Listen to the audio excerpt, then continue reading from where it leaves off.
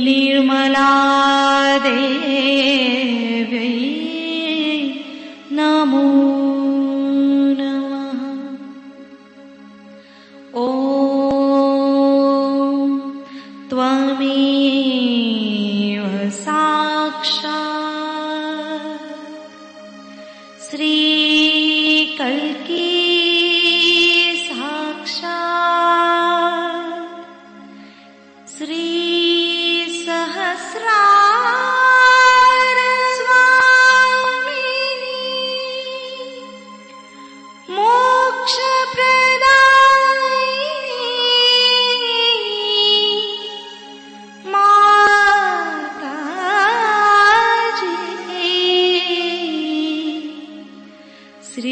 निर्मला देव्यै नमो नमः।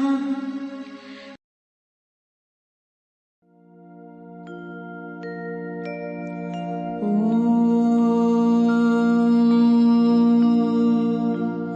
तमेव साक्षात्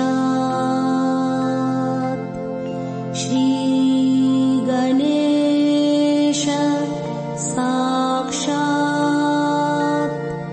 श्री आदिशक्ति माताजी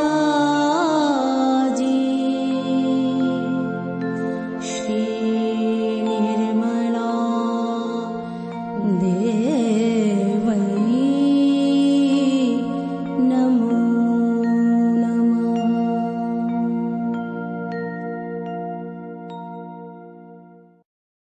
जय माता जी। दोनों हाथ माँ के सामने, हृदय में श्री माता जी को देखेंगे। परम पूजनीय श्री माता जी, कृपा करके हम सभी के हृदय में अपना स्थान ग्रहण कीजिए। बार बार श्री माता जी को हृदय में आवाहन करेंगे। श्री माता जी, कृपा करके हम सभी के हृदय में अपना स्थान ग्रहण कीजिए। श्री माता जी, हम सबको क्षमा कर दीजिए, हम सभी अज्ञानी हैं। संपूर्ण चित्त बीचों बीच हृदय में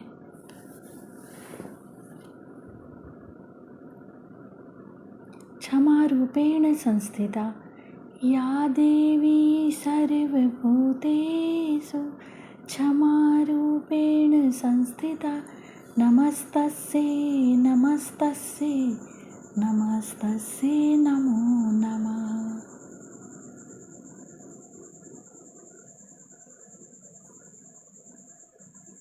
धीरे धीरे अपने संपूर्ण चित्त को दोनों हाथों पे अपने चित्त में श्री माता जी को हमेशा रखेंगे।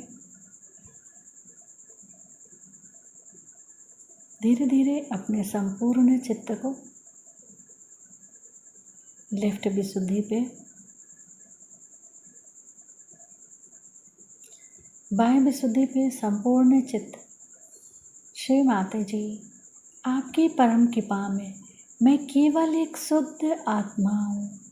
श्री माता जी, आपकी परम कृपा में मैं केवल एक शुद्ध आत्मा हूँ, इसीलिए मैं दोषी नहीं हूँ। श्री माता जी, मैं बिल्कुल भी दोषी नहीं हूँ। श्री माता जी, मैं बिल्कुल भी दोषी नहीं हूँ। श्री माता जी, मैं बिल्कुल भी दोषी नहीं हूँ। संपूर्ण चित्त बाएं विशुद्धि पे ही श्री विष्णु माया मंत्र ओम त्वमेव साक्षात् श्री विष्णु माया साक्षात् श्री आदि शक्ति माता जी श्री निर्मला देव्यै नमो नमः।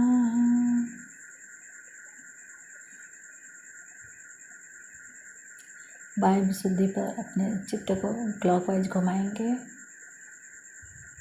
7 टाइम्स।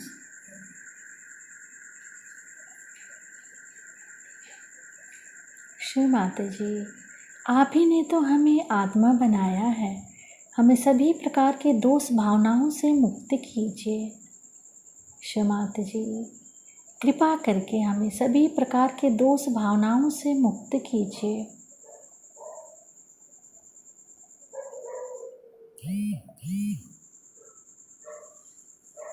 धीरे धीरे अपने संपूर्ण चित्त को लेफ्ट आज्ञा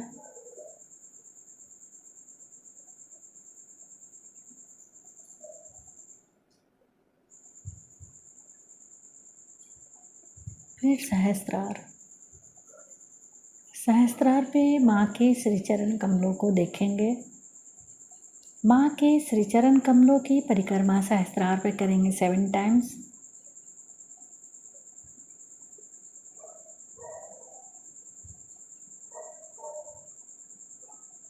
श्री माता जी, कृपा करके हमें निर्विचार कर दीजिए। आज हम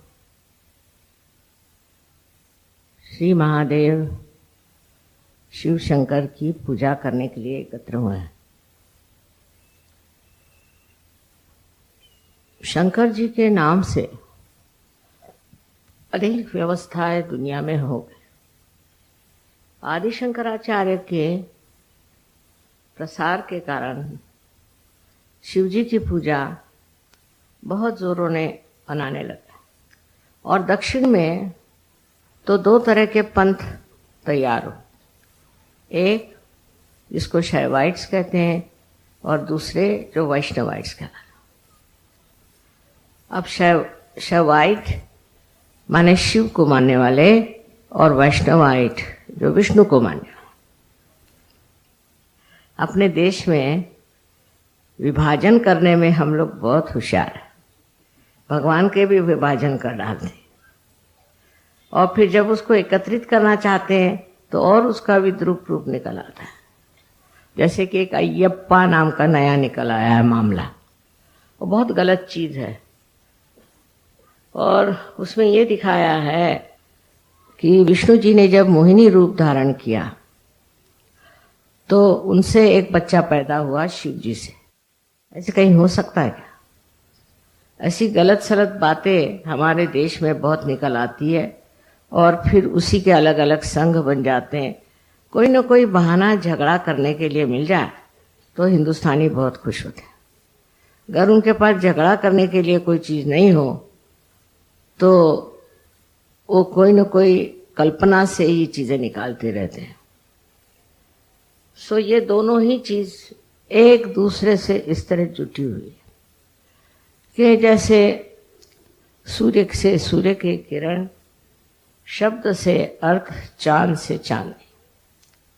माने ये कि जो सोपान मार्ग बना हुआ है जिसे हम सुषुम्ना नाड़ी कहते हैं, जो मध्य मार्ग, वो विष्णु का मार्ग है और उस मार्ग से ही हम शिव तत्व पे पहुंचते।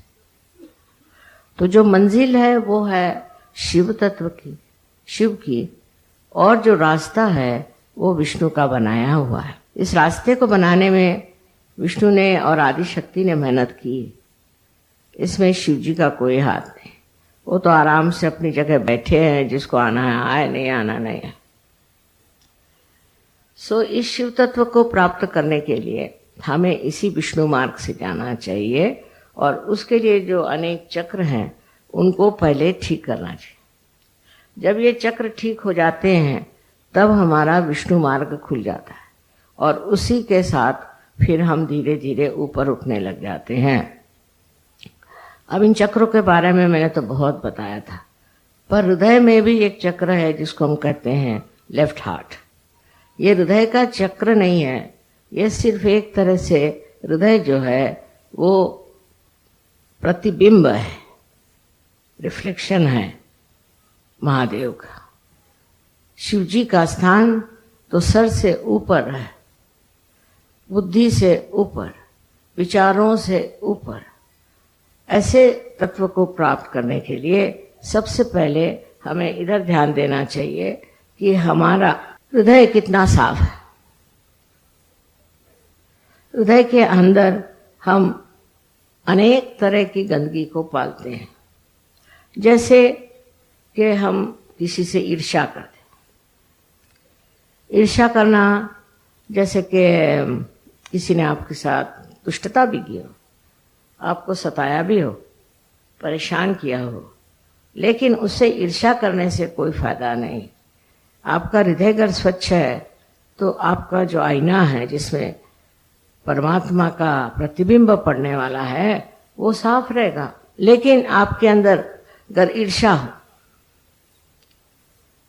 तो वो साफ नहीं रह सकता और उसका प्रतिबिंब ठीक नहीं हो सकता। किसी से भी दुश्मनी मोल लेना, किसी के प्रति भी कुछ किसी तरह का हृदय में तिलमिश रखना या बुरी भावना रखना, ये गलत बात है। इसीलिए ईसा मसीह ने कहा है कि सबको माफ करो। माफ करना अत्यावश्यक है।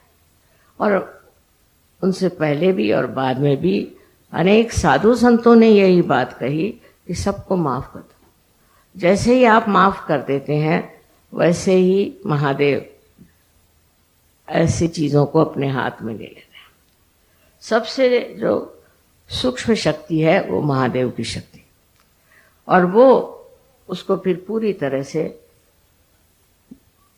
दंडित करते हैं, उसको पूरी तरह से पनिश करते हैं। ये महादेव जी का कार्य है, आपका नहीं। और इसलिए आप ईर्ष्या किसी से करना बहुत बुरी बात। पर सहयोग में भी मैं देखती हूँ कि ईर्ष्या बहुत, सहयोगियों को एक दूसरे से ईर्ष्या हो जाएंगे। अब किसी को ट्रस्टी बना दिया, दूसरे को नहीं बनाया, तो इसको ईर्ष्या हो जाए। उसमें ट्रस्टी वस्टी में कुछ राम नहीं है, तो आप लोग जानते हैं सब झूठी बातें। माने ये ढकोसला बनाया हुआ है, एक माया जाल फैलाया हुआ है, पर उसमें भी लोगों का दिमाग खराब हो जाता है। और दिमाग किसी का खराब होता है और दिल किसी का खराब होता है। अब मैं क्या करूं, मेरी खुद समझ नहीं आता है कि इतना बड़ा कार्य इतने देशों में चल रहा है, तो कोई न कोई एक आदमी से ही तो संबंधित हो सकते हैं। हालांकि अब धीरे धीरे मामले साफ हो रहे हैं, पर तो भी आपको हैरानी होगी कि अब भी इसकी बड़ी चर्चा होती है, कौन लीडर है, कौन क्या। दूसरी बात, हमारे लिए एक हिंदुस्तानियों के लिए एक वरदान को कि ईर्ष्या जो है वो पैसों के मामले में हो जाती है। सहयोग में भी पैसों के मामले में बड़ी ईर्ष्या है। किसी के पास ज्यादा पैसा है, किसी के पास कम पैसा है। और सहयोग के कार्य करते वक्त भी लोग देखते हैं कि कितना पैसा किसको मिलता है, कौन कितना पैसा देता है। जिसका हृदय पैसे में उलझ गया वो सहयोग के काम के आदमी नहीं, क्योंकि उनके हृदय पे जड़वाद, मटेरियलिज्म छाया हुआ। किसी भी तरह के जड़वाद से अगर आप ग्रसित हैं तो आपका उद्धार होना बड़ा कठिन है। ये अपने देश की विशेषता है, परदेश में इतना नहीं देखा मैंने, पर यहाँ इसकी विशेषता है। सबसे हम सोचेंगे कि रशिया में और ईस्टर्न ब्लॉक में पैसा कम है, पर उनको बिल्कुल परवाह नहीं है, वो पैसे की बात ही नहीं सोचते। का हृदय इतना स्वच्छ है, इतना स्वच्छ हृदय है, और बड़े स्वच्छ हृदय से ही भक्ति हो सकती। हम लोग तो जब प्रार्थना करते हैं तभी हाथ पैर धोते हैं, नहाते हैं, पर हृदय का स्नान होकर के अगर हम प्रभु से ये कहें कि हमारे अंदर की ये जो गंदगियां हैं इसको तुम हटाओ और हमें स्वच्छ करो, तो ज्यादा अच्छा होगा। तीसरी बात जो हमारे यहाँ अंदर है, जो षड्रिपु जिसे कहते हैं, क्रोध को कृष्ण ने बहुत जोर दिया है कि क्रोध सबसे खराब चीज, क्रोध से ही सब चीज आती है। एक बार आदमी क्रोध करता है फिर उसको सम्मोह हो जाता है, वो फिर सोचता है कि मैंने क्यों कहा, नहीं कहना चाहिए था, ये नहीं वो नहीं, पर वो आपे में नहीं रहता। जब उसे क्रोध आता है, क्रोध में वो आपे में नहीं रहता, आपे से बाहर हो जाता है, और जो मुंह में आए सो बकता है, उसका कोई अर्थ नहीं। या इतने दिन की जो मैल अपने हृदय में समाई हुई है वो उसके मुख से निकलती है। इस क्रोध को बचाना चाहिए। ये किस लिए क्रोध आता है, इधर गर चित्त दिया जाए कि हम क्यों क्रोध करते हैं। फिर कुछ लोग हैं वो व्यक्ति मात्र से करते हैं, कोई एक समाज मात्र से करता है। इस तरह से अनेक तरह से लोग क्रोध को करते हैं। ये क्रोध हमें अंदर क्यों आता है, किस लिए हम क्रोधित होते हैं, ये सोचना चाहिए। बहुत से लोगों ने मुझसे कहा कि माँ, अगर आपके खिलाफ कोई कहता है तो हमें बड़ा क्रोध आता है। मुझे तो हंसी आती, अगर कोई मेरे विरोध में कहता तो सच कहती हूँ मुझे हंसी आती, क्योंकि इसमें कोई अर्थ ही नहीं मेरे विरोध में कहने की। ऐसी कौन सी बात है, मैं तो प्यार करने जा रहे हैं और मेरे विरोध में बोल रहे हैं, तो अब करें क्या। पर किसी किसी की बुद्धि टेढ़ी होती है तो उस पर दया करनी चाहिए, उसको सोचना चाहिए कि कितना महामूर्ख है ये। जो आदमी क्रोध में उतर जाता है उसके तरफ दृष्टि जो है वो अत्यंत शालीन होनी चाहिए, जिससे उसका भी क्रोध ठंडा हो सकता है। अपने देश में क्रोध करने वाले अनेक तरह के लोग हैं, उसकी संस्थाएं हैं जो सिर्फ क्रोध से इसको मार, उसको मार, इसको पीट, उसके पीट, और फिर सामाजिक तौर पर भी ये चीज बनती जा रही है। ये बड़ी भयानक चीज है, लोगों को मारना, पीटना, फिर उसके दंड पर एक कोई सेना तैयार करना या कोई मारने पीटने वाली चीज तैयार करना, ये बड़ी भयानक है।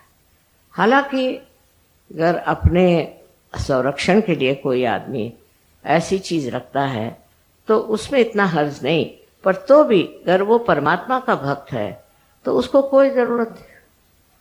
ऐसा आदमी हमेशा संरक्षित, जिसको अंदर श्री महादेव का वास है, उनको कौन हाथ लगा सकता है, उनको कौन नष्ट कर सकता है। कुछ भी करो, कितना भी उनको सताओ, तो भी वो इंसान नष्ट नहीं हो सकता। लेकिन जो उनको सताएंगे वही नष्ट हो जाएंगे।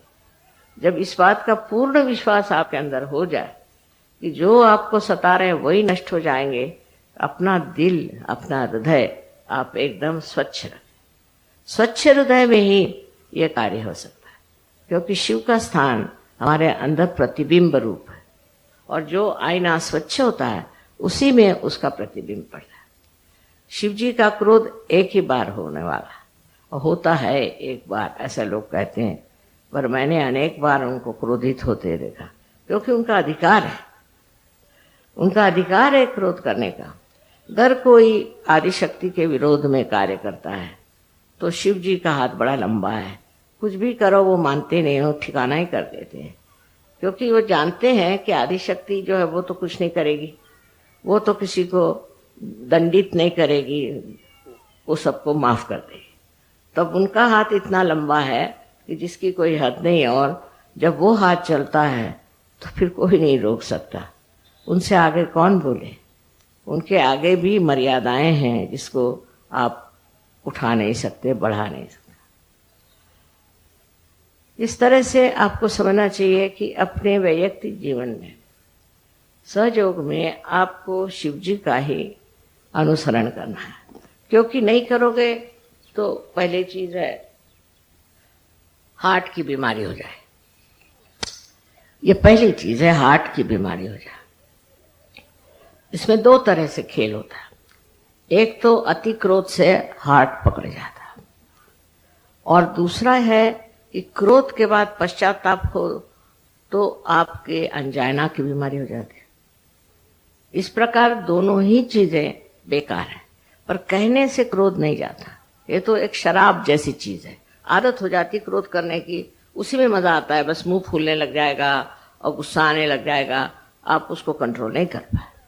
तो मैंने ये सोचा कि अगर शीशे के सामने बैठ के आप क्रोध करें अपने ऊपर, अपने को दो चार सुनाएं और शीशे के सामने बैठ के ये कहें कि मेरे जैसा महामूर्ख कोई नहीं, तब ये क्रोध शायद ठंडा हो जाए।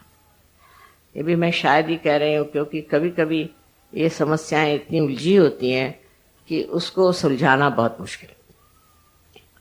आगे चल के देखा गया है कि जितना हम किसी चीज ध्यान देते हैं और उस चीज के ऊपर हम जिसको कहते हैं रिएक्ट करते हैं, किसी ने कुछ कहा फौरन रिएक्शन होगा। ये प्रथा ज्यादा विदेश में, जैसे अब ये कारपेट बिछा, फौरन कह देंगे कि आई don't like it, I like it. ये कौन होते हैं आप कहने वाले? हर एक चीज को आजकल की फैशन है, I like it, I don't like it.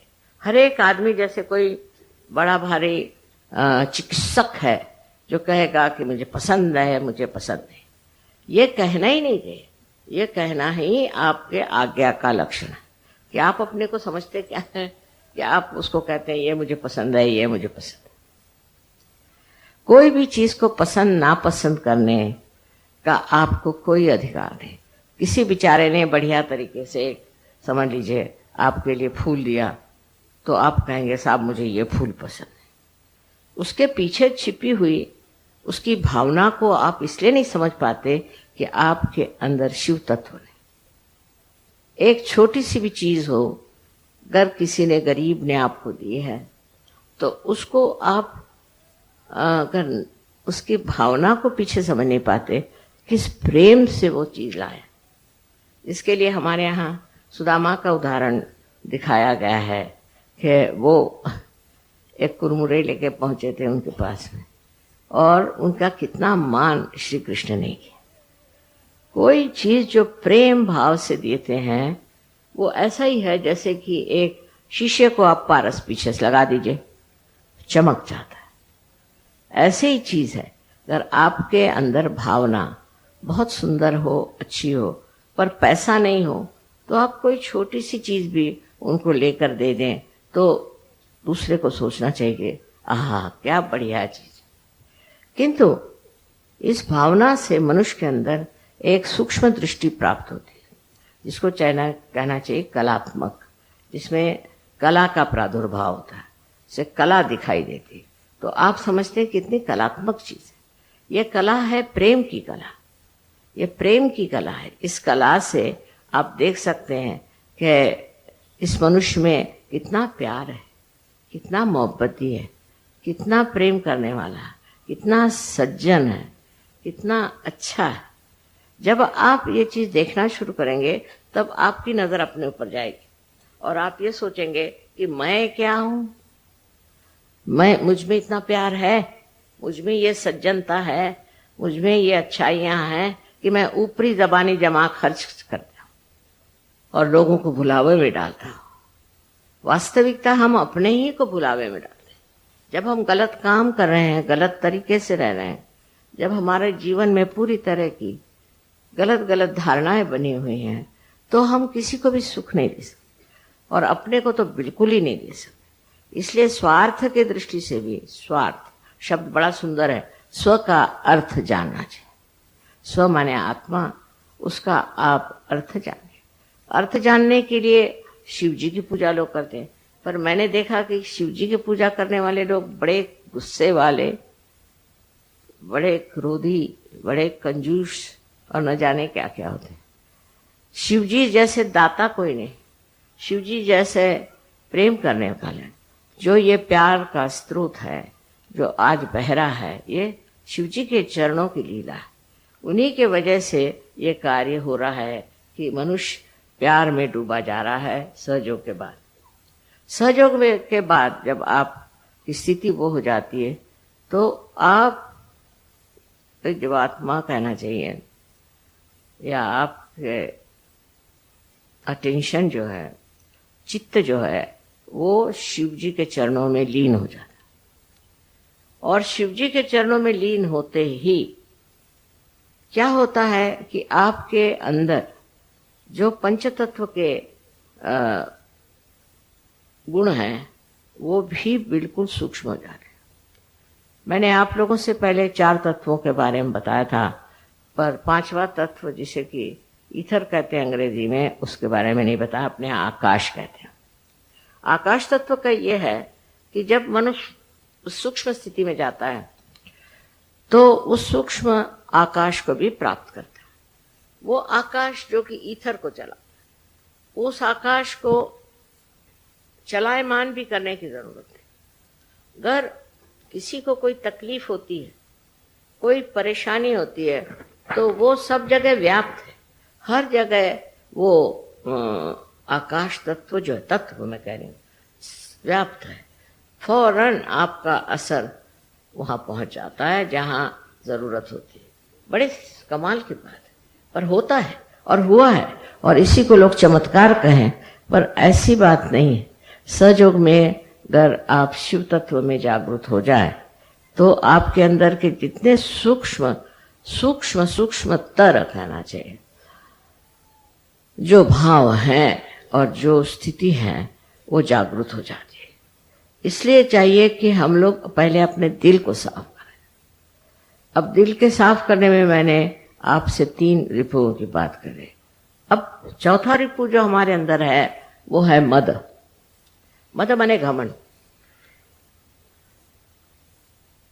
जब औरतों में घमंड आ जाता है तो वो आदमियों की चाल चलती है, फिर वो औरतों जैसे नहीं चल सकते। घमंड, हम माने बहुत, हम कोई विशेष, हमारी कुछ तो भी ज्यादा या तो पैसे वालों की लड़की है या सुंदर है या सुशिक्षित है या चाहे जिस भी बात, किसी भी बात से अगर घमंड आ जाए तो आदमी औरत जो है वो आदमी जैसे चलने लगे। और जब आदमी को घमंड आता है तो औरतों जैसे चलने लगता, माने बनता ठनता है बहुत, शीशे के सामने घंटों बैठता है, बाल बनाता है, ये करता है वो करता है, सब औरतों के धंधे करता है। बनना ठनना औरतों का काम है। चलते वक्त भी सीधे नहीं चलता, एक विशेष रूप से चलता है। अगर पीछे से देखो तो लगे कोई औरत चली जा रही है मर्दाना कपड़ा पहन। जब आदमी के अंदर ये चढ़ जाता है मद, तो कहते हैं ना मद मस्त हुए, तो मद मस्त हुए तो डोलने लग जाते हैं हाथी के जैसे। उनके सारा ही ढंग अलग अलग हो जाता है। वो बात करेंगे तो, बात नहीं करेंगे तो, बैठेंगे तो, हर चीज में ये दिखाई देता है कि इनके कोई ना कोई घमंड है। अब समझ में नहीं आता कि किस चीज का घमंड इनको चढ़ा हुआ है, कौन सी चीज से अपने को विशेष समझ रहा है। ये सारी चीजें तुच्छ, इसका कोई अर्थ ही नहीं है, सहज में इसका कोई अर्थ नहीं। और इसलिए ऐसी चीजों में विश्वास कर लेना कि हम कोई विशेष हैं तो आप शेष ही रह जाते, विशेष नहीं रह जाते, शेष रह जाते। मतलब ये है कि अपने बारे में कोई सी भी ऐसी कल्पना कर लेना कि हम बड़े रईस हैं या हम बड़े ये हैं। अब तो गरीबों को भी घमंड हो गया, दलितों को भी घमंड हो गया, कुछ समझ नहीं आता, जो भी हो वो हम हैं। इस तरह से लोग बातें करते। आप स्वयं साक्षात क्या है? एक ईश्वर भक्त, परमात्मा को मानने वाले सजुगी। आपको इस तरह से अपने बारे में सोच लेना, आनंद से परे होना, क्योंकि शिव शक्ति जो है वो आनंद विभोर मनुष्य को करती। मनुष्य आनंद में मस्त होने के लिए शिव की भक्ति करता है। पर मैं देखती हूँ कि अधिकतर शिव भक्त जो होते हैं बड़े सड़ियल लोग होते हैं, उनसे कोई बात भी नहीं कर सकता। फायदा क्या? शिव की भक्ति करते हो जो नटराज साक्षात सारे कला का प्रादुर्भाव करने वाले, जो अत्यंत आनंदी और आनंद के स्वरूप हैं, उनके आगे ये शिव भक्त, इनको शिव भक्त कैसा कहा जाए? गले में इतना बड़ा बड़ा लिंग लटकाते हैं, इससे हार्ट अटैक आता है। उसकी क्या जरूरत है? आप स्वयं साक्षात लिंग स्वरूप होइए। वो न होते हुए वो जो कार्य करते हैं कि हम शिव भक्त हैं, लगे लड़ने शिव भक्ति करके, और उसके अलग अलग मार्क्स हैं। अगर शिव भक्त होगा तो ऐसे ऐसे लगाएगा, और अगर विष्णु भक्त होगा वो ऐसे लगाएगा। अरे भाई, इसका क्या अर्थ है? ऐसे लगाने का अर्थ है मैं तो ऊर्ध्वगामी है, ठीक है, आप ऊपर चढ़ रहे हैं ऊर्ध्वगामी, और पहुंच करके आप शांत। दोनों ही लगाना चाहिए, और नहीं तो लगाओ ही मत। इसका कोई अर्थ होना चाहिए कि जिस चीज को प्राप्त करने जा रहे हैं उसका ये सोपान मार्ग है, इस रास्ते से आप गुजर रहे हैं, इसमें एक एक गंदी चीजों को छोड़ते जाना है। दूसरों को भला बुरा कहने से पहले अपने को भला बुरा कहना सीखिए। मैं ऐसी हूं, मैं वैसी हूं, अपने को कहें। जब आप अपने को कहना शुरू करेंगे तो आप देखिए ये सारे भूत भाग जाएंगे, क्योंकि ये सारे भूत हमने इकट्ठे किए हैं खुद ही सोच सोच के, अपने आज्ञा से, अपनी आज्ञा भरते गए, उससे भूत इकट्ठे होते गए। दिमागी जमा खर्च हो गया और आदमी बहुत क्लेशदायी, दुखदायी हो जाता है, और वो दुखदायी उसको भी दुखदायी करता है। आप किसी को दुख देकर सुख नहीं पा सकते। उसका जरूर असर आना चाहिए, चाहे आप पत्थर हो, पर उसका असर आता है, और उसका असर यही आता है कि आदमी बड़ा दुखी हो जाता है। ये तो एक माँ की बात है कि वो आपके सुख की बात करे, आपको जिससे सुख मिले, जिससे आपको संतोष मिले, जिससे आपको शांति मिले, जिससे आपको प्यार मिले, और दुनिया में एक आप सज्जन इंसान हो जाए। ये एक तो माँ का तरीका है, पर शिव का ये तरीका है ना, शिव एक हद तक चलते हैं, नहीं तो ऐसा तड़ाकते हैं कि मैं घबराती रहती हूँ कि अब ये आदमी किधर जा रहा है, अब इसका होगा क्या, ये कहाँ पहुंचेंगे, इसको क्या कर रहे हैं। उनको ये नहीं, उनके अंदर ये नहीं है कि चलो भाई इनको ये बहुत खराब है, बुरे हैं, तो माफ कर दें। हाँ, माफ करने योग्य हो तो माफ करते हैं, और जो उनकी बहुत तपस्या करता है उनको भी वो वरदान देते हैं। पर जो आदमी मूलतः बेसिकली जो ठीक नहीं होना चाहता, उसको वो ठीक कर देते, ये बात सही। इसलिए उनसे डरना भी चाहिए। उनको भयंकर भी इसीलिए कहते हैं कि जब बिगड़ते हैं तो वो किसी को भी नहीं छोड़ते। पर उनका सबसे ज्यादा जो बिगड़ना है वो तब होता है जब अंत का, कहते हैं ना कि रात्रि ऐसी आएगी कि सब नष्ट हो जाएगा, उस टाइम में वो अपने क्रोध से सब चीज नष्ट कर दे। ये समय तब आता है क्योंकि मैंने आपसे कहा था कि ये आखिरी निर्णय है, लास्ट जजमेंट है। इसमें आप कौन से रास्ते पे जाते हैं, कहाँ जाते हैं, क्या करते हैं, ये सब पूर्णतया आपके अंदर लिखा जाता है। आपका जैसे कच्चा चिट्ठा बन जाता है, और उसी के अनुसार आप चाहे स्वर्ग में जाएं और चाहे आप नरक में जाएं। नरक में भेजने वाले तो शिव जी हैं, मैं नहीं, मुझे कोई मतलब नहीं नरक से, लेकिन शिव जी को है, वो खींच के आपकी टांग आपको नरक में डाल देंगे। फिर आप ये ना कहें कि मैं तो माँ का बड़ा वर्शिपर हूं और मैं माँ को मानता हूं, तो मुझे क्यों ये ऐसा हो गया। इसका कारण मैं नहीं हूं। जिसने एक बार मुझे माँ कह दिया, उसके लिए मैं कभी कुछ बुरा नहीं सोचती। पर शिवजी की मर्यादाएं अगर मैं हूं तो मेरी मर्यादाएं भी वो। बट इस मामले में सबका, दोनों का स्वभाव बिल्कुल विपरीत होने के कारण आपको बहुत समझ करके रहना। और ईसा मसीह में भी जो 11 रुद्र हैं वो भी यही है। रुद्र की जो भावना है वो भी शिव जी के स्वरूप है, और इसलिए बहुत संभल के आपको रहना चाहिए। इसके बारे में आपको इसलिए वार्निंग देनी है कि सहयोग में भी लोग आते हैं, कोई पैसा कमाता है, कोई बुराई करता है, कोई खराबी करता है, कोई अन्याय करता है। ऐसे लोग तो झटक जाते ही, निकल जाते हैं, पर निकलते ही साथ शिव जी की कक्षा में आ जाते। फिर मुझे खबर आती कि वो बैंकरप्ट हो गए, वो ऐसा हो गया, वैसा हो गया। मैंने कहा भैया अब मुझे मत बताओ। जब वो खुद ही छोड़ के भागे अपने संरक्षण से, तो उसे कौन बचा सकता। इसलिए आपको चाहिए कि आप अपना संरक्षण शिव में खोजें। माँ में तो है ही संरक्षण, लेकिन शिव में खोजना चाहिए। उसके लिए ये जो मैंने अभी आपको बताया है कि 5 चीजें, इन 5 तत्वों में जो सूक्ष्म चीज है उसको प्राप्त करना, और उसको प्राप्त करने के लिए आपको ध्यान करना जरूरी है। जो लोग ध्यान करते हैं वो अलग ही दिखाई देते, और जो लोग ध्यान नहीं करते वो अलग दिखाई देते, इसमें कोई शक नहीं। अब जो लोग ध्यान करते हैं पर ध्यान में मन नहीं, ध्यान में प्रवृत्ति नहीं, ध्यान की समझ नहीं, ध्यान में सूझबूझ नहीं, और उसके प्रति एक आलस्य हो, तो भी वो ध्यान फलीभूत नहीं होता, उससे कोई फायदा नहीं होता। ऐसा ध्यान हो कि जिससे अंग अंग आपका जो है वो खुश हो जाए, जिससे आनंद की वर्षा हो। शिव जी का पहला और महत्वपूर्ण जो हिसाब किताब है वो यह है कि वो आपको आनंदित करते हैं, पुलकित करते हैं।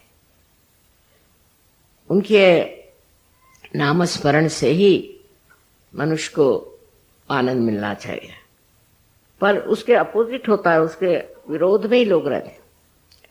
जो होना चाहिए वो नहीं होता। ये मुझे बड़ा आश्चर्य होता है कि जिनको हम शिव के भक्त समझते हैं वो इस कदर सूखे रूखे कैसे हो सकते, हो ही नहीं सकते। इसमें एक कारण और भी कि जो बहुत ज्यादा कार्य में रत रहते हैं, बहुत ज्यादा, वो राइट साइडेड हो जाते हैं। जब वो राइट साइडेड बहुत हो जाते हैं तो शिव से वंचित हो जाते हैं, शिव से हट जाते हैं और शिव फिर अपना असर दिखाते हैं। अब आपको पता है कि शिव जी की बहन सरस्वती है। जो सरस्वती की पूजा करते हैं, माने जो पढ़ते हैं लिखते हैं, ये सब ज्ञान व्यान इकट्ठा करते हैं और इसके अलावा कला में बहुत रुचि रखते हैं, ऐसे जो लोग कला की और जिनकी रुचि है, ऐसे लोग जो हैं जो सरस्वती की पूजा करते हैं, उनकी वंदना करते हैं, उनको सबसे पहले ये जानना चाहिए कि ये शिव जी की बहन है। और आप जानते हैं बहन का रिश्ता बड़ा जबरदस्त होता है। अगर आप इनकी बहन की कहीं प्रवंचना करें या उससे कोई बुरे गुण ले लें या बुरी बातें करें, जैसे कि बहुत से लोग हैं गंदी गंदी किताबें लिख देते हैं, बहुत से लोग हैं जिनके पास ज्ञान है उसको उल्टा सीधा कर देते हैं, ऐसे लोगों पे शिव जी का हाथ बड़े जोर से पड़ता है, क्योंकि उनकी बहन जो है वो बड़ी महत्वपूर्ण है और उसकी प्रवंचना करना माने बहुत ही बड़ा गुनाह है, उनकी दृष्टि में बहुत बड़ा गुनाह है। और आदिशक्ति के लिए भी उनका बहुत कड़क नियम है, इसमें कोई शक नहीं। जरा इसको एक ही नहीं निकल रहा है। अब जो सहयोगी हैं उनको सबसे पहले अपनी ओर ध्यान देना है। मेरा मतलब नहीं कि शीशे के सामने घंटों बैठे रहिए, बिल्कुल भी नहीं। शीशे के सामने बहुत बैठना भी एक बीमारी मानी जाती है, पर यह है कि आप अपनी तरफ नजर करें और अपनी तरफ नजर करके देखें कि मेरे अंदर कौन सी खराब, मैं कौन से गलत काम करती हूँ। अपने भारतीय संस्कृति में जो कुछ बताया गया है सीधा रास्ता उसे लेना है। आजकल नया जमाना आ गया है तो लोग सोचते हैं जैसे भी रहो ठीक है, ऐसी बात नहीं। हिंदुस्तान में रहते हुए आपको भारतीय संस्कृति के अनुसार पूर्णतया रहना है। आपका सारा जीवन का क्रम भी भारतीय संस्कृति से जुटा रहे, क्योंकि भारतीय संस्कृति में शिव तत्व का बड़ा महत्व है। सबसे ज्यादा जो है शिव तत्व का है और शिव तत्व ने ही हमारी मर्यादाएं बनाई कि इस मर्यादा को आपने लांगा कि आप गए। जो मर्यादाएं हमारे संस्कृति में हैं वो शिव की कृपा से, वो सारी बातें जो हमें बताई गई हैं आज तक कि ऐसे नहीं करते वैसे नहीं करते, छोटी सी लेकर बड़ी तक ये मर्यादाएं शिव ने बनाई और वो इसका इतना जबरदस्त ख्याल रखते हैं कि जैसे ही आप इस मर्यादा को लांघ जाते हैं आप पे उसका असर आता। अब शिव तत्व में इतनी गलत धारणा भी लोगों ने बना ली। जैसे बहुत से सोचते हैं कि भंग पीने से आप शिव तत्व के हो जाते हैं। बहुत से लोग जो शराब पीते हैं वो सोचते हैं शराब पीने से आप शिव तत्व में डूब जाते। बहुत सारी ऐसी गलत चीजें लोगों ने बना ली है कि ये शिव जी के लिए ये चीज है। वो शिव जी ने अगर पिया, शिव जी ने तो विष भी पिया था, आप विष पिएंगे? उन्होंने इसलिए पिया था कि संसार का सारा विश्व जो है वो खा ले, इसलिए वो धतूरे को खाते थे कि धतूरा जो है इसमें जहर होता है तो वो खाते थे। इसी प्रकार आपने सुना होगा कि साईनाथ जो थे वो बहुत तंबाकू पीते नहीं थे, पर वो चिलम में भर के खींचते थे। वजह यह कि महाराष्ट्र में लोग बड़ा ही तंबाकू खाते हैं। हर आदमी, मिनिस्टर भी तंबाकू खाएगा और उसका चपरासी भी खाएगा, और मिनिस्टर चपरासी से कहेगा भाई तेरे पास तंबाकू हो तो दे। इस कदर वहां लांछनास्पद बिल्कुल तंबाकू का जोर है। हालांकि इतनी तंबाकू तो वहां होती नहीं है, पर पता नहीं क्यों लोगों को तंबाकू को बीमारी है। इतनी तंबाकू खाते महाराष्ट्र में लोग। उस तंबाकू के लिए ही साईनाथ ने ये सोचा कि मैं ही क्यों नहीं इनकी सारी तंबाकू खा जाऊं। इसलिए वो तंबाकू खींचते थे तो लोगों ने कहा लो साईनाथ भी चिलम पीते तो हम भी पिए। जहां वो वहां ऐसे लोग हो गए कि जो तंबाकू इसलिए लेते थे कि इन लोगों की तंबाकू की जो लत है वो खत्म। अब वो चाहे उसको कुछ भी कहिए, है तो वो तंबाकू, और तंबाकू का और शिव जी से वैसा संबंध नहीं है, पर ये जरूर है कि सब वो सारी दुनिया भर की तंबाकू को खत्म करना चाहते। अब समझ लीजिए अगर आप देवी है, सो देवी का काम है कि सारे दुनिया के दुष्टों को, भूतों को खा ले। अब आप भी खाएंगे क्या भूत? देवी का कार्य है कि वो जितने भी आपके पीछे में लगी हुई बीमारियां हैं उनको आत्मसात कर ले। तो अब आप लोग करेंगे क्या? यह आपका कार्य नहीं। इसी प्रकार जो कुछ भी साधु संतों ने किया है वो सब करने के लिए तो अभी आपकी ये शक्ति है और नहीं आपका कार्य। आपका कार्य जो है वो अपनी स्वच्छता करना, अपने को ठीक करना। पहले आप उस दशा में पहुंच जाए, तब फिर सब मामला ठीक हो सकता है। पर अगर आप उस दशा में नहीं जाएंगे तो बेकार है। आपके लिए ये सारे उपद्व्याप करने से कोई फायदा नहीं। बहुत सारी चीजें हैं जिसका समर्थन हो सकता है गलत तरीके से, पर हमको अगर सही तरीके पे रहना है और सही मार्ग से चलना है तो सर्वप्रथम अपने हृदय को हम स्वच्छ करें। ये जो हमें आदतें लगी हैं, ये आदतें भी सारी हमारे हृदय पे असर करती। इसलिए पहले जमाने में ऐसा होता था कि जो भी विद्यार्थी आते थे उनको जंगलों में सोने कहते थे। वो जंगलों में रहे जहां सांप, बिच्छू, बकरियां सब लगे, वहीं रहो तो तुम्हारे ऊपर ऐशो आराम न चढ़े। ज्यादा से ज्यादा झोपड़ी में, जिसको कि गोबर से लिपा हुआ है, उसमें सुलाते थे। और बहुत सादगी का जीवन, कपड़े भी बहुत कम पहनने, जिसमें कि बच्चों को कपड़ों के प्रति लालच न हो। हमें ये कपड़ा पहनना है, हमें ये जूता खरीदना है, हमें ये खाना खाना है, ये सहयोगियों को कहना नहीं चाहिए। आपको मालूम है आपकी माँ कहीं भी रह सकती, कहीं भी सो सकती, कुछ भी खा सकती। तो ये जो चीजें अपने अंदर स्वाद, हमारे यहाँ जो इंसान देखो हिंदुस्तान का, उसको खाने पीने का बड़ा शौक। सहयोगी भी एक दूसरे को बुलाएंगे खाने पर आइए, काय को, औरतों को खासकर, कि जैसे ही कहीं जाओ तो कहे माँ आप हमारे घर खाने पर। मैंने कहा मेरे खाने का बड़ा गड़बड़ा काम है, मैं तो किसी होटल में नहीं खा सकती, मैं कहीं नहीं खा सकती, और घर में भी बगैर नमक बरे चीनी की रहती हूँ। मेरे अंदर अस्वाद है, बचपन से अस्वाद। मैं हर हालत जो मिले सो खाती हूँ। पर हम लोगों की जो जबान है बड़ी चटोरी है, हिंदुस्तानियों, चाहे वो यूपी वाले हों, पंजाबी हों, चाहे दक्षिण के हों, खाने के मामले में हिंदुस्तानी बहुत एक्सपर्ट है और आदमियों को बुद्धू बनाते हैं खाना खिलाकर। हमारे हस्बैंड को ये पसंद है, हमारे हस्बैंड को वो पसंद है, करें क्या? उसकी गुलामी करेंगी, हस्बैंड को प्लीज करेंगी, उनको ये करें। रात दिन खाने पीने की बात अगर करे तो सजोगी ने।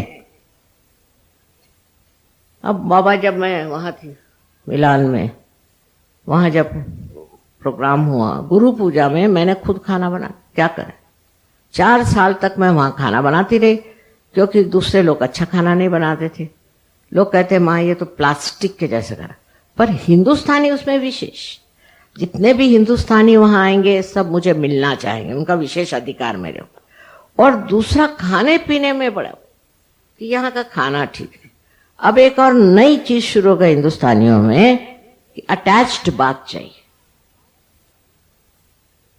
इनके बाथरूम्स घरों में जाके देखो तो कैसे इनके माँ बाप रहते थे, इनको अटैच्ड बाथरूम, वो भी अंग्रेजी ढंग का। मैं इसलिए आज कह रही हूं कि इससे बड़ा परेशान कर दिया। गणपतिपुळे में उनके लिए अलग से मैंने बाथरूम बना दिया, बाबा अंग्रेजी बना दो। पर पहले मैंने हिंदुस्तानी बनाया, मैंने चाहे हिंदुस्तानी को हिंदुस्तानी पसंद आएगा, और अंग्रेजों को अंग्रेजी बना दिया। तो ये फरमाते कि नहीं हमको अंग्रेजी चाहिए, बताओ। मैंने कहा यहां अभी स्ट्राइक शुरू हो जाएगा। मैंने कहा लोटा लेके जंगल में जाओ, यही तुम्हारा इलाज है। सालों भर ऐसे जाते रहे और अब बड़े साहब हो गए हैं अटैच्ड बाथरूम के लिए। तो बेचारे अंग्रेजों ने, जो परदेसी फॉरेनर्स थे, बेचारों ने कहा माँ हमें तो हिंदुस्तानी अच्छा लगा क्योंकि बड़ा साफ है, हमें आप हिंदुस्तानी दे दो। तो मैंने अदल बदल दिया, तो बड़े खुश हिंदुस्तानी के अटैच्ड बाथ मिल गया। शर्म करनी चाहिए, सहयोगियों को ऐसी बातें करते हो, शर्म करनी चाहिए। आपके बाप दादे तो लोटा लेकर के जाते थे और आपको ये क्या शौक, आपको कोई बीमारी है, कोई तकलीफ है? और मुझे एक आफत में डाल दिया था, पर एक तरह से मेरे दिमाग में बात आ गई कि चलो भाई तुम ये लो और तुम ये लो। इस तरह से बहानेबाजी और ये करना, ये हिंदुस्तानियों का काम। अब आपको और हैरानी होगी कि जो लोग कबीला आते हैं, सब लोग सबके साथ रहते हैं, बहुत रईस लोग हैं, मोटरे हैं, सब हैं, लेकिन वो सब पिंडौल में सोएंगे। पर हिंदुस्तानी अपने लिए एक स्पेशल जगह उनको, होटल में रहेंगे, मोटरों में घूमेंगे, कोई भी तरह की जरा सी भी उनमें त्याग नहीं, त्याग करना सीखा ही नहीं। आजकल हम मॉडर्न क्या हो गए मेरी समझ में नहीं आया। अब इन लोगों के घरों में नौकर नहीं, तो ये लोग अटैच्ड बात इसलिए नहीं रखते, एक ही रखते, बाबा सफाई करना पड़ता है। आप लोगों के नौकर चाकर हैं तो चलो 10-10 बाथरूम रख लिए, पर ये सब आते आपको अपने स्वयं के शक्ति से दूर ले जाए। फालतू चीजों में आपका ध्यान जाना, फालतू बातों में आपका हाथ जाना, ये सब आपको एक बहुत ही सर्वसाधारण मनुष्य बना देगा। औरतों के आजकल चला हुआ है कि ब्यूटी पार्लर में जाएंगी, शक्ल तो वही रहती है, वहां पैसा खर्चा करेंगी, वहां ये करेंगी, वहां ये करेंगे। हमारे पूना में तो ब्राह्मणों की औरतें स्लीवलेस पहनेंगी, काला चश्मा लगाएंगी और वो मोपेड पे बैठ के घूमेंगे। समझ नहीं आता? पूना में, जो कि पुण्य पट्टनम है, ये क्या पुण्याई का इंतजाम है? इस तरह से हम लोग विदेशी चीज को ले रहे हैं बगैर सोचे कि इसमें शिव का तत्व कितना है। शिव को देखो, रंग दड़ंग बैठते हैं अपने ऐसे। वो अपने बारात में भी ये नंदी पे बैठ के गए। नंदी क्यों? क्योंकि नंदी उनका शिष्य है, वो जो बोलेंगे उसमें गर्दन हिलाता है, कुछ भी बोले उसको, इसलिए नंदी उनका सबसे प्यारा शिष्य है। अब इस पे बैठ के वो वहां पहुंचे विवाह करने, तो पार्वती जी को तो कुछ ऑब्जेक्शन नहीं था, पर उसके भाई साहब जो विष्णु थे वो जरा कुछ घबराए कि ये क्या चला रहा है दूल्हा में। मेरा मतलब नहीं कि ऐसे दूल्हे आप बन के जाइए, ये मतलब नहीं, पर तो भी उसमें भी ताम झाम दुनिया भर की चीजें करा करके और खर्चे में डालने से फायदा। समझदारी, समझदारी आपका अलंकार। हर चीज को मान्य कर लेना, हाँ ठीक है, जो भी है ठीक है, खाना ठीक है। अब वो किसी के यहाँ खाना खाना जाएंगे और उसकी बुराई करते रहे, मुंह पे नहीं करे, घर पे आके करेंगे, वह क्या खाना बनाया था। किसी के यहाँ अच्छा खाना बनाओ तो बीवी कहेंगे वैसे तुम बनाओ। भाई सारी, इसको जिह्वा लौलुप्य संस्कृत में कहते हैं, हिंदुस्तान में बहुत ज्यादा, हद से ज्यादा है, और इसको कुछ कम करना चाहिए। ये लोग आपका खाना खाते हैं, मैंने कभी नहीं सुना किसी ने शिकायत करी। हालांकि इन लोग का अंग्रेजी खाना तो कोई खा नहीं सकता, आप लोग भी, लेकिन इस तरह से अपने ऊपर ये जो लेपन करा रखा है, इससे आनंद में आप विभोर नहीं हो सकते। शिव जी का जो आनंद है उसको तो बताने के लिए लोगों ने कहा था कि आप वैराग्य करो, पहले विराग हो जाओ, हिमालय पे जाओ, एक टांग पे खड़े रहो। फिर कपड़े बिल्कुल कम पहने, नदी में जाके नहाने का और वैसे गीले कपड़ों से ध्यान का। सारे कष्ट शरीर को देते थे। और गुरु लोग अब भी मारते पीटते हैं, बहुत सताते हैं। ऐसे थोड़ी बैठे बिठाए पार करा दे, ना, काफी आफत कराते हैं और तब उसके बाद लोग पार होते हैं। पर उनका जो पार होना है वो जम जाता है, स्थिति है।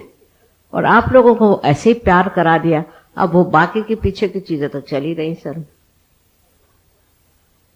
वो आफत तो चली रही है। अब उसको क्या करें, तो उसको ही छांटना है। इन सब चीजों को जो हमने जोड़ लिया है, इसको छांटना है, खत्म करना है।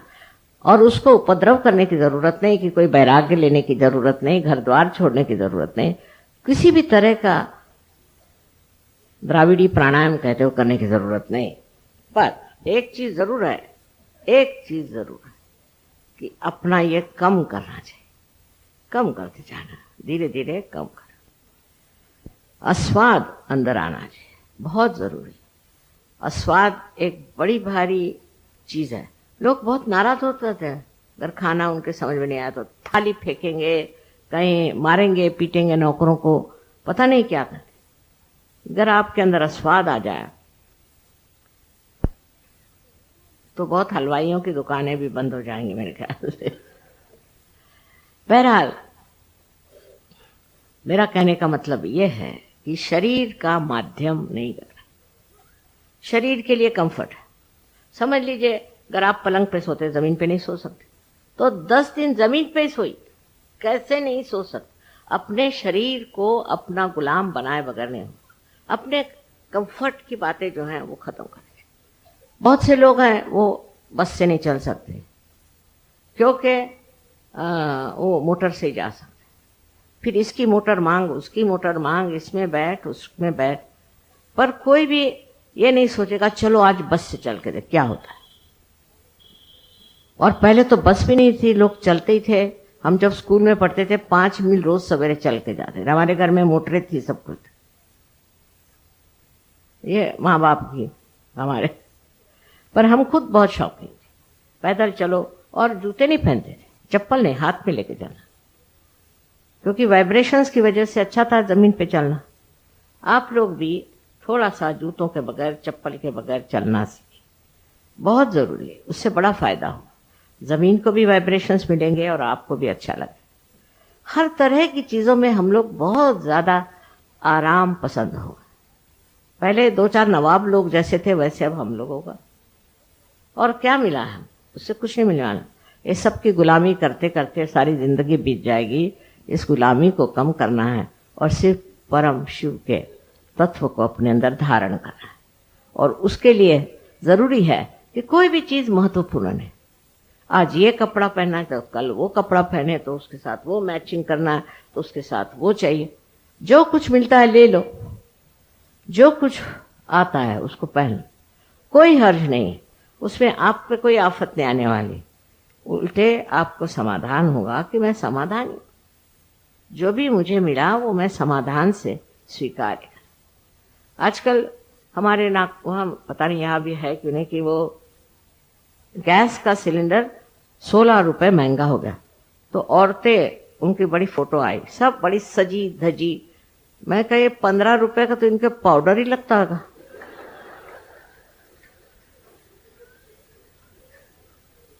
ये लोग कहे कि ये वो जा रहे हैं कि हम जा रहे हैं अब स्ट्राइक पे, काहे के लिए?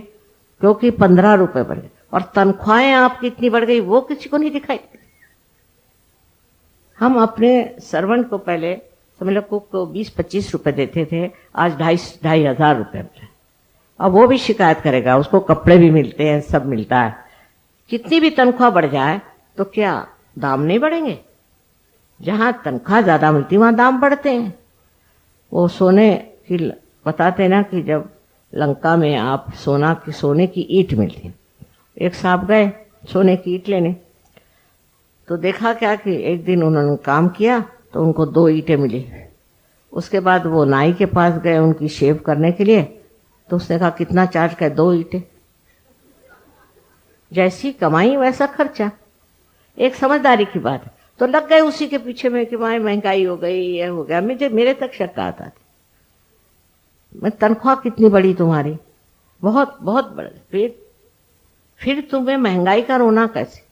जब तनख्वाह बढ़ेगी तो महंगाई होनी है। आपकी तनख्वाह तो बढ़ जाए और महंगाई न हो, ऐसा कैसे हो सकता? ये सर्वसाधारण चीजें अगर हमें आ जाए तो सामाजिकता में भी हम शिव का तत्व करें। अब गांधी जी जैसे थे, बड़े ही जबरदस्त थे, उनके साथ मैं थी, आश्रम में रहते थे, मुझे कुछ नहीं होता था, पर सब लोग रोते थे क्योंकि उनका था कि सबके बाथरूम साफ करो, सब मेहमानों के, सब। वो जमादार नहीं रखते थे और अपने कपड़े खुद धो, अपनी थाली खुद धो, और खाने में सब खाना बॉइल्ड, उसके ऊपर सरसों का तेल आप ले सकते। अब बताइए कितने लोग हिंदुस्तानी खा सकते हैं वो खाना? बस 2-3 दिन रहते थे और भाग जाते थे, ये हालत थी। अब आप लोगों को भी थोड़ा आस्वाद सीखना चाहिए। अब आस्वाद के लिए ऐसा है, मेरे तो पता नहीं कैसे छूटता है, पर आप अगर खाना थोड़े दिन उबलाई खाए तो कैसे क्या रहेगा? कोई माँ अपने बच्चों को ये नहीं कहेगी, लेकिन मैं क्या करूं, इसमें शिव तत्व खराब हो रहा है। सब लोग अगर खाने पीने में लगे रहें तो आपका शिव तत्व गायब हो जाएगा, तो सारी मेहनत ही बेकार जाएगी।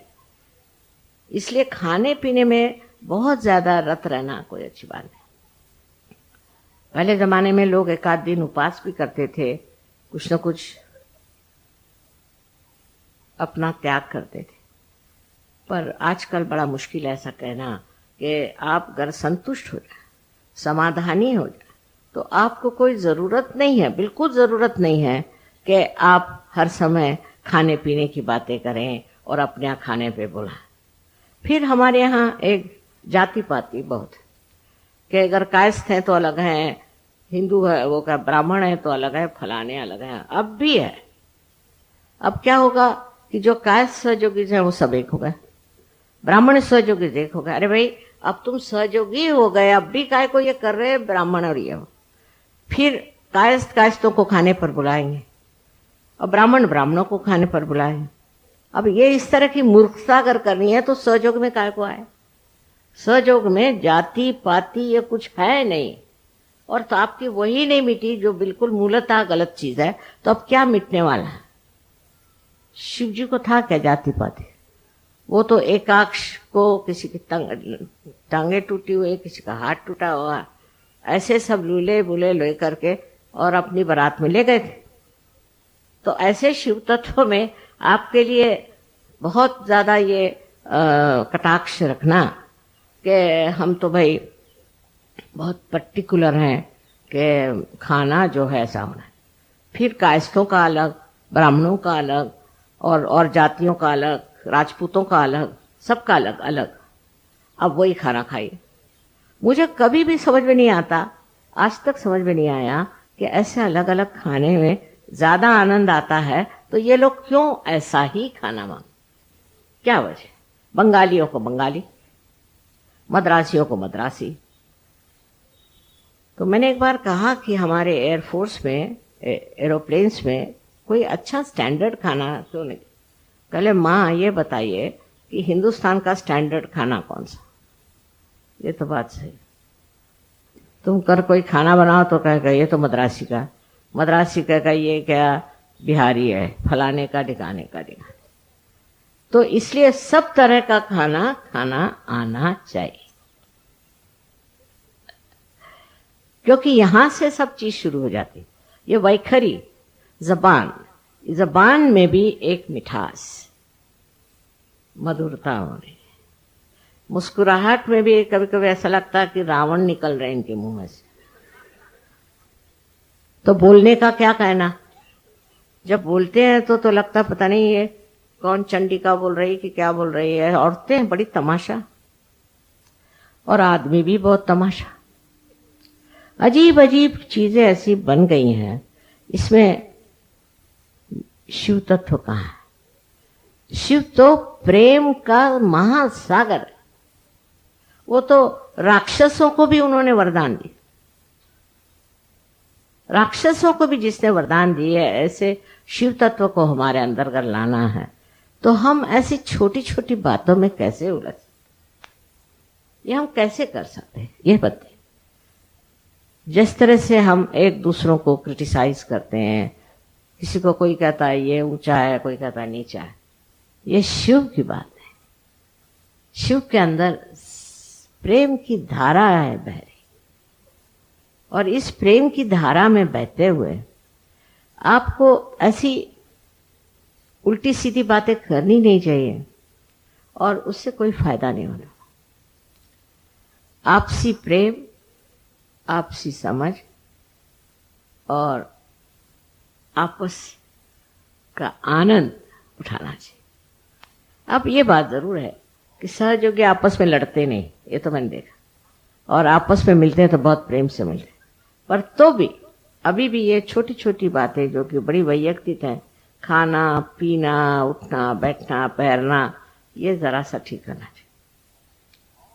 ये अगर ठीक कर लें तो बड़ा अच्छा होगा। आपका चित्त जो है वो हृदय के तरफ जाएगा और इन सब चीजों में नहीं रहेगा, इन सब चीजों में नहीं रहेगा। परदेश में ये बीमारी ज्यादा है, इसकी कि वह एक से एक निकले हुए हैं, वो बनाते हैं अलग अलग तरह की चीजें, और जिसने वो चीजें पहन ली वो बड़ा भारी अपने को सोचता है बड़ा रईस। खासकर इटली में ऐसा बहुत ज्यादा प्रकार है। लेकिन ये सब बातें आपको इसमें नहीं पड़ना चाहिए। आप अपने सादगी से रहो। अपने देश में सादगी से रहने वाले जो होते हैं उन्हीं का नाम हुआ, औरों का नाम नहीं हो सकता। पहले जमाने में लोग, गांधी जी ने कहा खद्दर पहना, तो लोग बिल्कुल खद्दर पहने। उन्होंने ऐसा बनाया था तो खूब ठिकाने लगाया था सबको उन्होंने। पर अब आपको अपने को ठिकाने लगाना है, क्योंकि आप स्वयं आत्मा के प्रकाश, आप स्वयं श्री शिव के शरण में आए। आप खुद को खुद ही ठीक करें। आपको दूसरों को ठीक करने का नहीं है, बस अपने को ठीक करें और धन्य समझे कि आप आत्म साक्षात्कारी। कितने थे पहले? अरे 2-4 थे बेचारे, उनको ही लोग मार डालते थे। आज आप हजारों की तादाद में हैं, तो इस चीज को शुरू करें। बातचीत में मिठास, ऊपरी तरह से नहीं, हृदय से। जो भी बात आप हृदय से करें उसको कोई नहीं बुरा मानता, इसलिए हृदय से बात। अपने बच्चों से, बड़ों से जो मर्यादाएं हैं उसको पालते हुए आप अपने को सुखी बनाने से दूसरों को भी सुखी बनाएं। लेकिन आपके अंदर अगर ये आशीर्वाद शिव का न हो कि जिससे आप समाधानी बने, और कोई चीज से हो नहीं सकता, इसलिए अपनी ओर ये भी नजर रखें कि मैं समाधानी हूं या नहीं, मुझे समाधान है या नहीं। मैं छोटी छोटी बात को लेकर के और दूसरों पे बिगड़ता हूं या उसके नुक्स निकालता हूं, तो कुछ तो भी मेरे अंदर बहुत बड़ी खराबी, और उस खराबी को देखने से ही आप स्वच्छ हो सकते। जब तक आपको कोई चीज दिखाई नहीं देगी, आप साफ कैसे करेंगे? इस सफाई की बहुत जरूरत है, और इस सफाई से ही आप उस परम पिता परमेश्वर के दर्शन कर सकते हैं अपने अंदर, और लोगों को भी इसके दर्शन हो सकते हैं। आनंद आश्रम।